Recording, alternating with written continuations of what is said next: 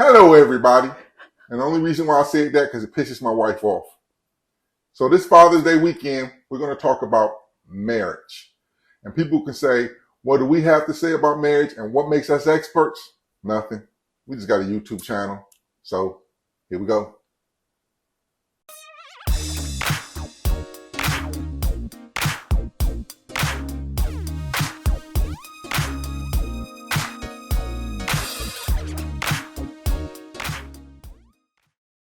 All right, so welcome back to this episode of Ask a Black Dad, where me and woman who have been together for since Moses was in preschool. What?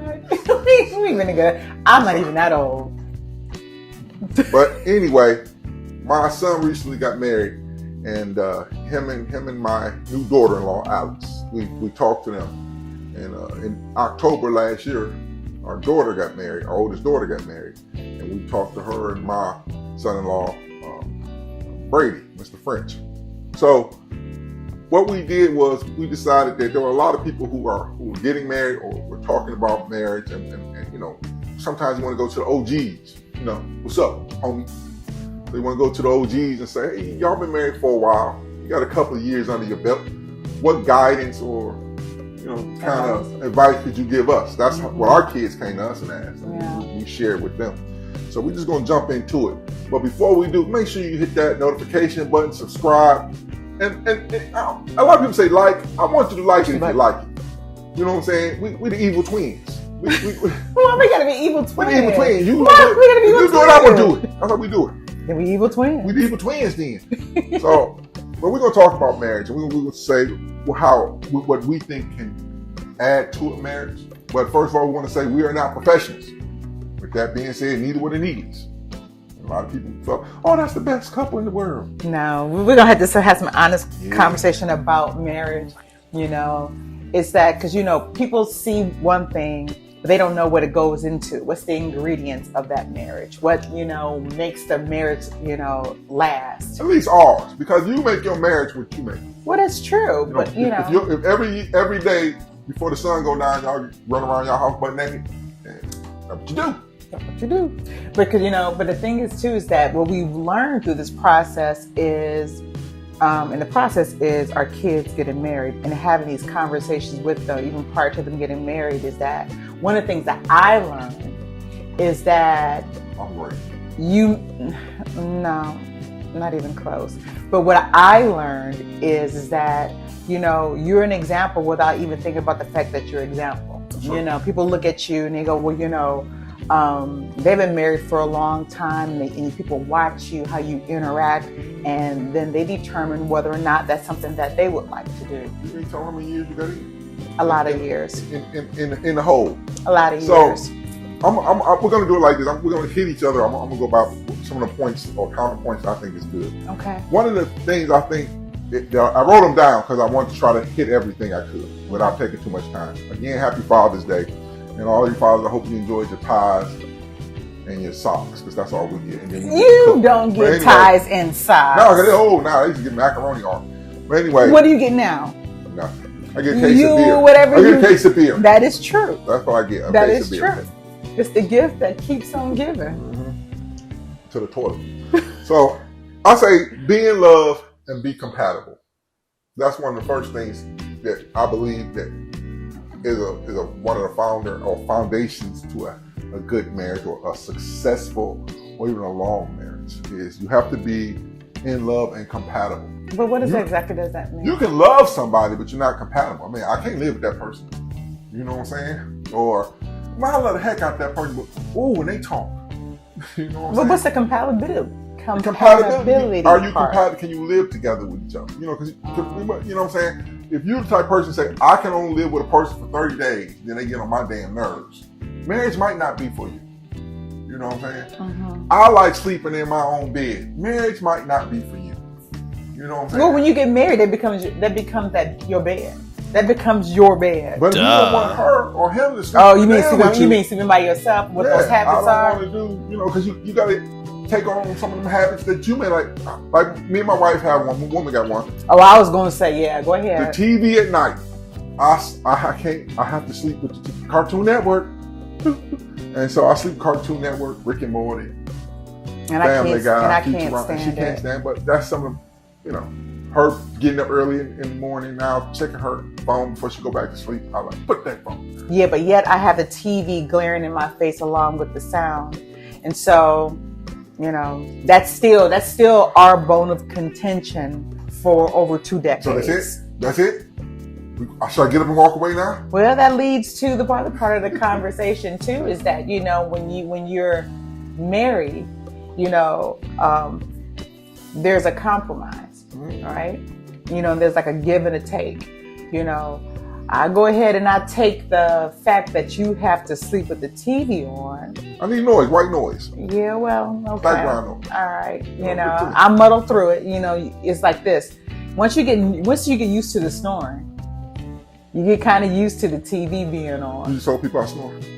You told the public I snore. Yeah, like a How dare you? Like a bear. How dare you? After this episode, I will be talking to you. I will be talking to you, and you will be talking to my lawyer. Look, that goes back into the compromise too, because you have some married couples who actually sleep in separate rooms because of those reasons. Right. You know, they sleep in there because, you know, they need a total blackout in the room. Or you take the covers off the bed all the time, off me. Well, I'll be cold. Well, Don't say that. Well, guess what? I'm at the point right now. Sometimes the cover be off. Sometimes the cover be on. Sometimes the foot just be hanging out. Y'all know what I'm talking about, ladies of a certain age. No, what you talking about? How other people got only the ladies of certain age get in on the inside. Sometimes it ain't even just menopause. That's why I say I love all. There are some guys who have to do the same, so it's okay. No, but it's okay. But she's right. The compromise that was my next list. Friendship changes and compromises. What do you mean your friendship changes? Your friends. Wait, are you saying that I'm your friend? No. I'm talking your friends that you came in a relationship with. Ah, those friends. So those friends that ain't married no more, they want you to still do single stuff with them. Well, what do you mean single stuff? What do you mean you single still can hang out with your friend, but sometimes you what's the single stuff? Single stuff. I go at the bar with my single friends. They out there hanging. They need a wingman. So there's 3 girls. There's 3 of them. And there's 3 of us. Yeah. And they be like, hey, man, we need you to be the wingman. Why would your single friends ask you, who's married, to be the wingman? Because they single. And when you single, that you ready to mingle. But that sounds like a lack of respect for you. No, I don't know. Why would your single friends ask their married friend to be a wingman? Because they not married. They don't understand what goes into a marriage. So you can't expect. Maybe that's the reason why they're single. But I ain't saying. I'm not saying that. I'm just saying you can't expect all your single friends to be thinking on the same plane and level that you're thinking about. You know what I'm saying? I've seen a lot of guys who were single, who were married and kept hanging with their single friends, and next thing you know, they wasn't married no more. So I won't set you up by asking you which one of your friends, or if that has occurred, that's asked you to be a wingman. Oh, no, I ain't gonna get all into that. I'm not gonna get into that either. That's a hypothetical. I'm just saying, period. I'm just saying. Okay. And you know, some of the girls come in with, oh, he my guy friend. All he is stuck in the friend zone waiting to get out. You know what I'm saying? But he my guy friend. We sometimes you gotta make limitations. Well, okay. Yeah. I think that really goes into who you are as individuals, and that's the components of your marriage. Right. You know, it's like, you know, all of a sudden I have guy friends. Now all of a sudden I'm supposed to drop the guy friends because now I'm married when it's platonic friends with the opposite sex. I don't know what he's platonic friends. I don't know what happens when he closes his eyes at night. What dreams he has. That ain't got nothing to do with me. Right, and I'm making sure it don't have nothing to do with you. So we may have to change some of the friends. So your friends will change. That's more drastic. No, but honestly, but it does. You know, it does. But because simple fact of the matter is that, you know, once we got married, it became more of family. It became more of us getting to know each other at a married level now. Not because, you know. And you want more married people around. Well, y'all share the same.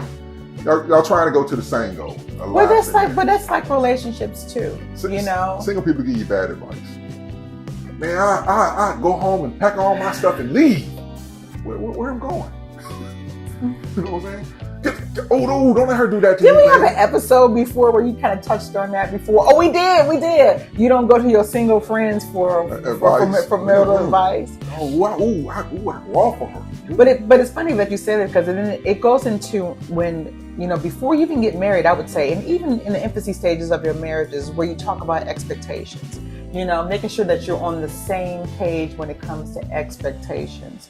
That's a very important topic to even talk about, because I may have a set of expectations, you may have a set of expectations, but they may differ.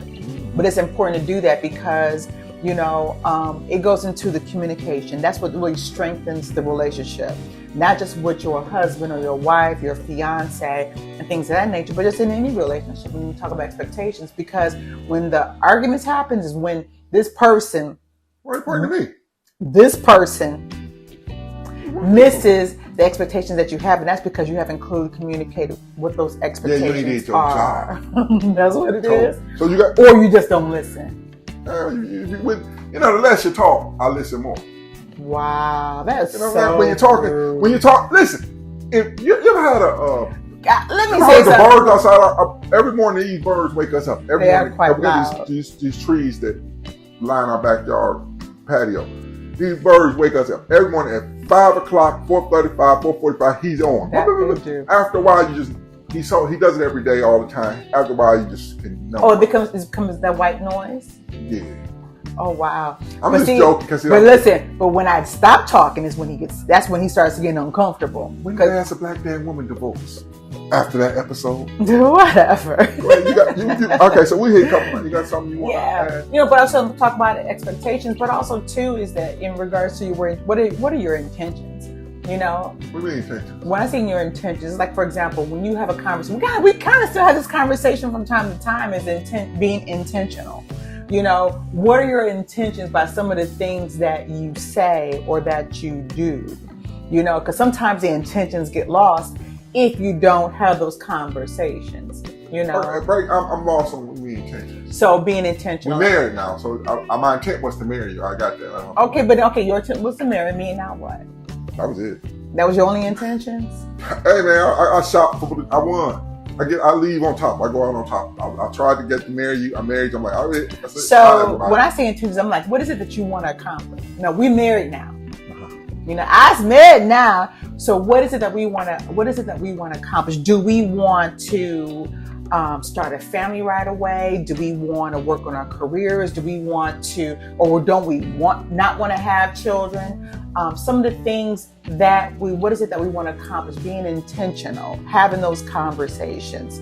I think the children conversation should have, you got to have that before you get married. I think that. Understood, I really believe that. Because you don't want to be married. I'm just giving that as an example. Find out that I don't want no kids. You're right, but that's even before you, like I said, a lot of things too, is like some of the things, the ingredients when it comes to a marriage that we have found over the years, you know, and not saying that we had like a check. Trust me, we didn't have no checklist. I didn't have a checklist of things. I didn't. Or did you? He did not. He's not a checklist type of person. I'm a checker. Except for when it comes to groceries. I'm a checker. You're a checker? I'm a checker.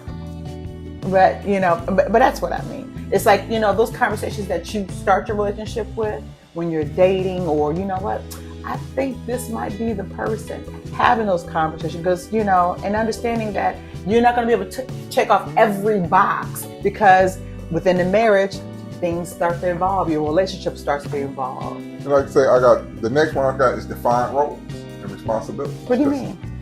You can come to a relationship and say, she's gonna do the dishes, I'm gonna work. Most likely now, two people, you have two incomes now coming in the household. Who's working? Who has to pick up the dog poop when you get a dog, and one person just because what happens, you'll get a dog, and this person, then your significant other will come in with another dog. So now you got two dogs. And then they will say, oh, if you let us get this dog, we're going to pick up the poop and everything. And then all of a sudden they'll say, I ain't picking up dog poop no more. I'm too cute to walk around picking up dog poop. And then you like, well, the dog got to go outside. It's not kind of personal. You just giving this. And you stuck with it until the dog died. You okay? You stuck picking up dog poop. You alright? I'm just saying. I'm just saying. Well, that's just an example. That's an example of defined roles. And what happens is, believe it or not, the roles can't change. It does They change. will change. It will change. They will change. And it will change depending on the finances, how the finances come in. So you could start off as the breadwinner, and the next thing you know, you realize that your significant other's now making more than you. And, you know, especially if it's a guy, it could hurt feelings, nerves. You know, it could be like thing like that. When children come. Talk about your own experience. No, I don't want to. I did. The dog. But when children come, the roles change. Because when I retired, all of a sudden I found because you were more involved in the children at first, going to school a little bit. Then when I got retired, I became room mother. How was I room mother? I just became room mother. She was volunteering for room mother. What else would you be doing? The kids are in school. What else would you be doing? Enjoying the fruit of my retirement, baby. Mm-hmm. By being the room parent. But, so your responsibilities change. And like I said, I went through a situation where I was the head breadwinner, and then all of a sudden, and during retirement, you don't get promotions in retirement. Nobody comes along and says, "Oh, you're on retirement level 2." You know what I'm saying? You were promoted during your retirement. No, I mean, you get room mother. Yeah, you're room mother, and you are head of the kitchen. Coach. You know, so that you have to get that, and sometimes that can rub men. You know, you got to learn to balance those things. So how did you learn to balance that? The high life.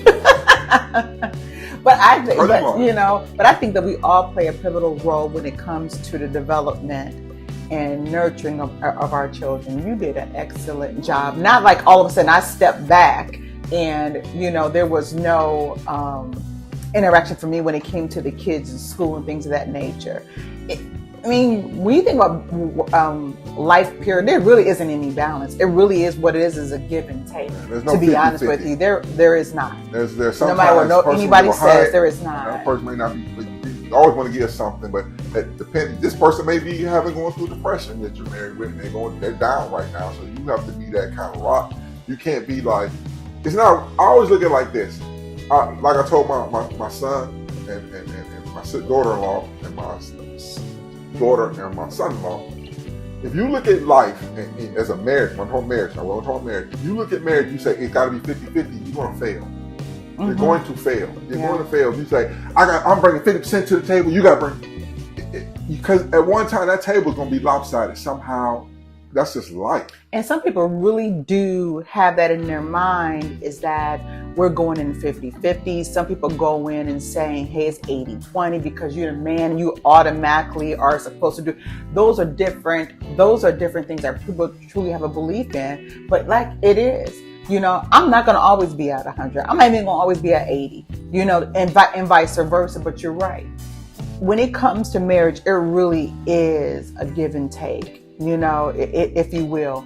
And maybe it is a balance, but the balance is that today you 80 and I'm 20 and together it makes 100, you know, 100%. But also too, that goes into the awareness.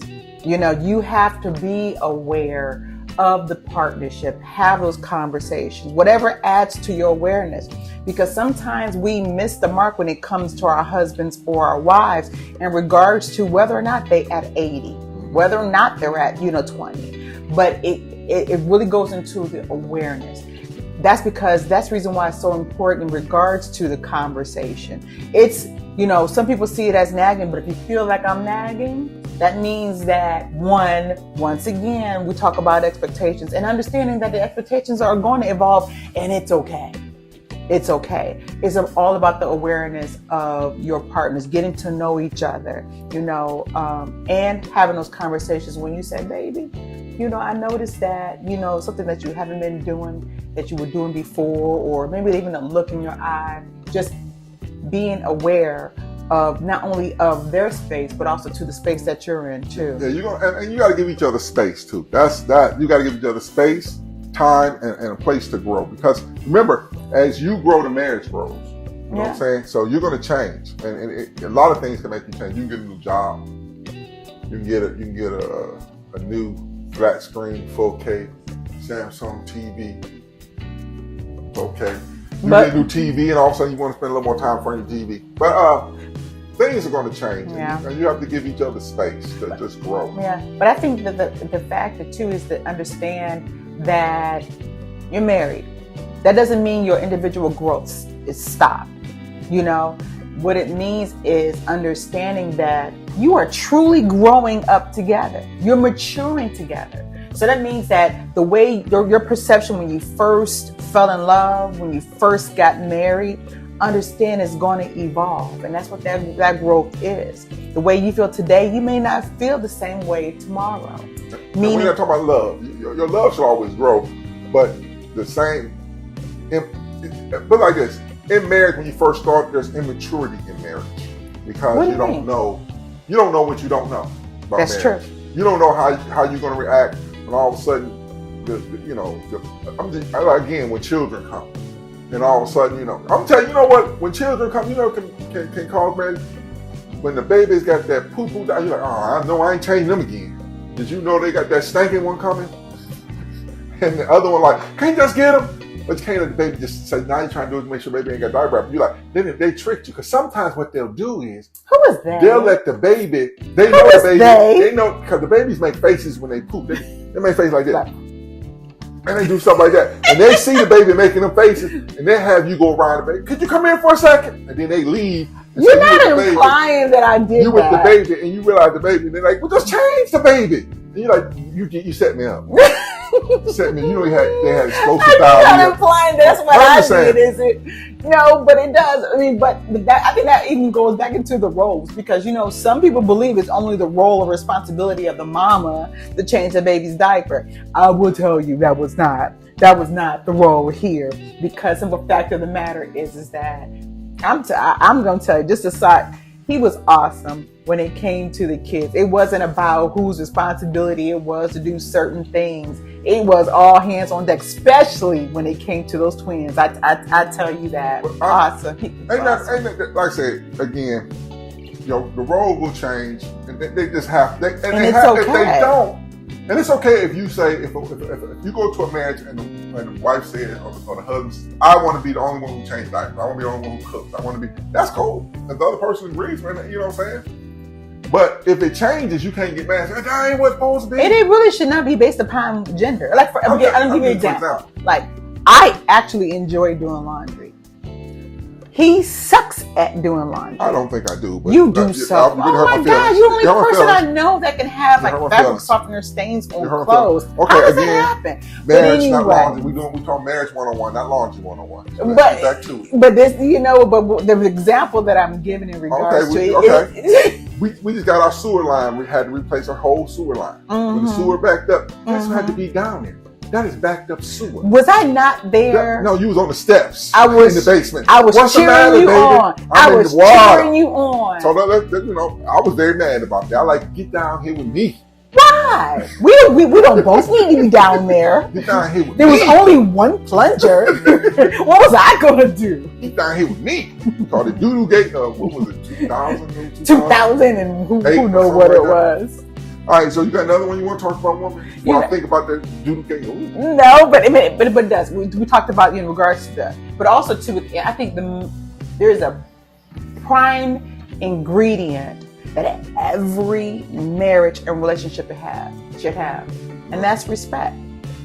Respect for one another, respect for each other's ideas, respect for our thoughts and our feelings, because I may be feeling a certain type of way and you may be responsible for the way that I'm feeling, but the fact that this is how I'm feeling, or this is my perception of things, respect in regards to my maturity, my growth, or you may feel the lack thereof. But I think respect is very important when it comes to even our conversations and our giving each other space. I think that's going back to. I don't want to be a dead horse, but when it comes to respect, I think you got to respect yourself.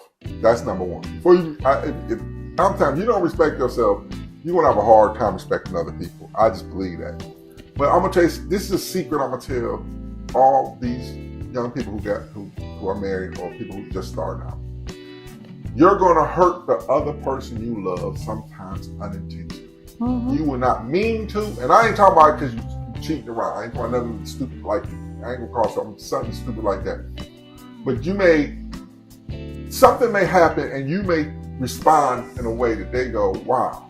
I thought, because to them, it hit them differently because you're individuals.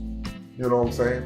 And so it hits them differently, and they didn't respond the way you thought they should have responded, or they said something you didn't think they should have said, so they hurt you. And if you can't have that enough respect to say, okay, back up, let me see something, and say, let me give them space, let me give myself some space, and understand that it wasn't intentional. Now, if they're intentionally trying to hurt you, you know what you got. There are some times where somebody intentionally tries to hurt you within that marriage, but then that's right there. You need to have that really need to have that conversation. And sometimes we don't realize that we hurt someone. You know, and that's when you talk about unintentional. Okay. Now, I ain't talking about putting your hand. If they put your hands on the lead, that's it. I don't care. That goes, and listen, that goes for you women too. You ain't got no right hitting no man. And that goes for you men. Oh, no. Sometimes you need some corrective action. No. I'm only kidding. I'm only kidding. Just because you're a woman and be like this, I can hit you because I'm female. That is so true. Do not lay your hands on my sons. What about their daddy? You 6'4", quit crying. You big. Oh, look at your big butt crying. Are you implying? No, I'm not implying anything. I'm just saying. Here's another thing we want to talk about before she hit me.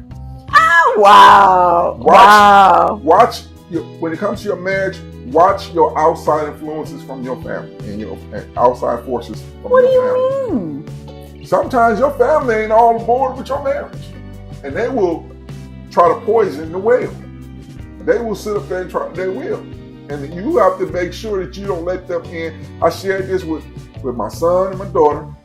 Don't put us in your marriage. Now, we are here to help you. If you need help, come to me. What do you mean don't put us in your marriage? What do you mean? You and her, him and you get in an argument. Okay. Oh. And you mom and daddy, and the next thing you know, I know that he did my daughter like, he talked to my son, she talked to my son like that. Next thing you know, y'all done made up. But we ain't made up. And I'm still mad. We still mad. I'm still mad. Now y'all, when they come over, we be like, You know what I'm saying? So like I say, unless you have, like I said, advice is one thing. We don't need to know it because when you close your front door and turn out the lights, we don't need to know what's going on with that, unless, of course, it's something that you need to get advice about or something. You know what I'm saying? Right. But every simple argument you have, you want to paint your house blue, paint your house. Don't let me don't paint that house blue. I may have an opinion, but my opinion shouldn't be infecting your household. If your significant other say, I'm painting it blue and y'all agree to it, don't let me change your mind about it. But I'm going to say this too, especially as parents of 5 bright and beautiful children, and then now we have 2 more in regards to our daughter and son-in-law. And I think that sometimes too, as parents, we have to understand our role and our responsibility, and understanding too, based upon our own experiences, that as if our children should come to us in regards to maybe a disagreement that they had with their spouses, is that we understand that you may be mad today, right? But you may not be mad tomorrow. And that means that our understanding is that, guess what? We shouldn't be mad at them tomorrow either, to be honest with you. Because you have to understand is that when we talk about this before too, is that our goal was always to keep our children talking, right? Because we always want to be a resource to them. So that means sometimes we have to put our own feelings in check and understand that even with our own relationship, our own experiences, that I be mad at you today. And you get on my nerves. But then my mama, if I should share that with her, should also understand that tomorrow I'm going to be kissing all up on you, hugging up all up on you, because even within that disagreement, the root of our relationship is still love. Call the police after the hit? Just blink if you need help. Just blink. Whatever. So the last thing, but finances and money and the bills will ruin a relationship. If you don't get your finances, and I ain't saying you got to be rich. I ain't saying you can both be married working at McDonald's. I'm gonna tell you the truth. So love shouldn't come with a price tag. It shouldn't. It really shouldn't. But once you married and you're together, now our philosophy may not be the philosophy of you follow. We put everything in one pot. We do. You do. What you do is what works for you. You do what works for you. And I'll be honest with you, we still trying to, it works for us, but you still want to find that balance in regard to making sure that each person feels that they contribute to it, and they are also able to, have the freedom of it. Or buy all the shoes they want. Well. So as long as they can buy all the shoes they want. But no, I think, like I said, for us, we put our money in together. That was it. We don't want to have, we look at it like this. We're not roommates. We are working. We're like a business, an LLC, like Ass and Black. Team Harris. So we're doing everything we can to get the brand and get the family and everything going. And we can't come to the table and say, okay, you owe me half of the rent. You owe me half of the light bill. That won't You work. owe me half of the cable bill. You owe me half of the food bill. Can we try that? Yeah, well, when I get my new TV. Because we've never tried that before. You want to try it now? Nah, it's too late now. How many years in the game now you want to try something? Over 2 years. Can I try some crap? Almost. Almost 3 decades. Crack been around for how long? 3 decades. Can I try crack? No, but honestly, that goes into the communication piece, right? Or And we're talking about the finances. Oh. But me, honestly, with anything, any relationship, honestly, it all ties back into the communication. What works for each. So it's not just about what works for you and what works for me. And you may decide, hey, let's try your idea. And then we may try your idea, because right. And so that works for, but it goes into that communication. I just think because what you understand is that these are 2 individuals that are coming and forming this marriage, right? The ring, the circle. And that does not mean that the way that you think is the same way that I think, because we're 2 individuals. It's just like when it goes into, you talk about the fact of being in love. Being in love may be something different for you than it is for me. What that feels like, what it looks like. I'm a feeling person, because it goes back into that, what they call love languages. How they say that there's like 5, and some of them say there's 7 different love languages. And I think it ties into all the things that we kind of hit on, for you to identify what that is, that awareness, that conversation, and try to identify, and not you saying, well, I know what your love language is. It's actually having that conversation. What speaks to you? What do I do? Or what do I say? Some things is unspoken that make you feel loved and cared and supported. Well, is there anything before we close this out? Because I don't want to keep them too long. I want them to celebrate Father's Day. And don't forget Juneteenth. So I was going to say it at the end, but it's Juneteenth. Celebrate it. And here's a quick little thing real quick. Before we go to Juneteenth, I want to say this. When you get married, don't forget about the sex. Sex and motels. Here are margaritas. In fact, we were doing a clip on our TikTok channel. Please go look at it. It's a woman, and she says that she will not do TikTok things for clout because she ain't no young thought it. No. It's not even about being, because I am young, I'm quite young. But anyway, Juneteenth. I'm going to share a story. There's some people like, why I got to celebrate Juneteenth? Well, you don't have to. That's the key. That's the wonderful thing. You don't have to celebrate Christmas. You don't have to. But don't get mad because it's a holiday. You know what I'm saying? And I'm going to say, it goes to this, people are talking about, don't be woke. We going to kill woke. My kids have friends of different colors. White, blue, green, black, brown, whatever. Even colors. Age, nationality. Nationalities. Races. Okay. And I see sometimes they go out and they'll be the only black in the group. And I always tell them, all right, be careful when you out there, because you can't do what they do. So technically, you have to stay woke. Because like when they're in the back seat of a car, on the passenger side, when the cop stops the car and they're the only black, guess what the cop says? I want to see your license. Why? Because that's what they do. So, and not all of them, so I'm not putting all of them, but we say stay woke. And people have staying woke and knowing everything about your history and everything. A lot of people didn't know about Juneteenth. A lot of people did. And so you can't complain and say, well, that's a woke. You trying to, you know, if you didn't even know about this until somebody brought it to your attention. Freedom Day. You know what I'm saying? So until you understand something, don't just, I don't like it. Just like people who jump on me, why I got to be as a black dad? Why it can't be Marine dad? Why it can't be, because it is what it is, man. You know what I'm saying? So with that being said, enjoy Father's Day. Happy Father's Day. It would be a nice Father's Day if I had a new 4K. I got an older 4K TV. I need Talk to your kids. No, I can talk to you. No. It's Father's Day. Don't you call me daddy sometimes? Father's Day. You call me daddy sometimes, so let's keep it real now. Talk to your kids. When you've been married for 30 years, talk to your kids. Daddy. Talk to your kids. So with that being said, remember, make that marriage yours. Because it's your marriage, it's not ours. It's not woman's, it's not mine. We can't tell you how to do it. We can give you advice. If you like the advice that we give you, use some of it. If you don't, all them old folks don't know what the hell they talking about. And I'm not gonna be mad at you. I'm like, okay, cool.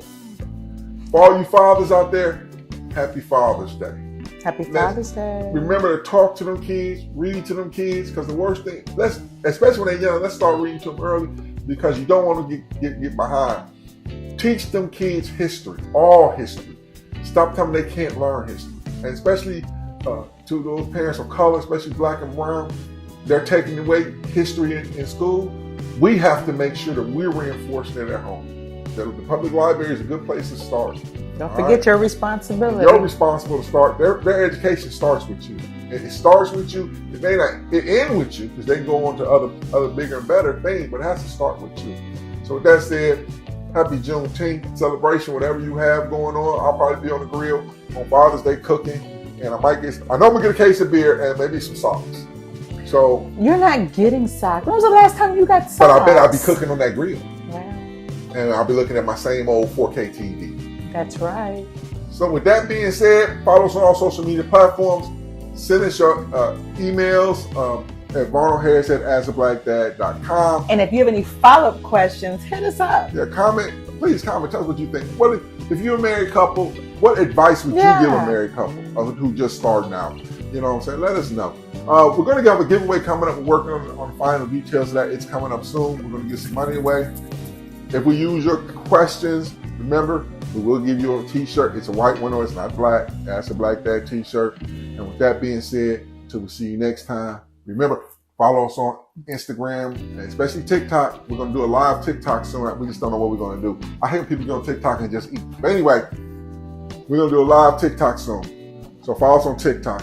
And until we see you again, we love you. I didn't even get to say remember. Well, come on. You just going because you were talking too much. You're just talking too much. Remember, we love you.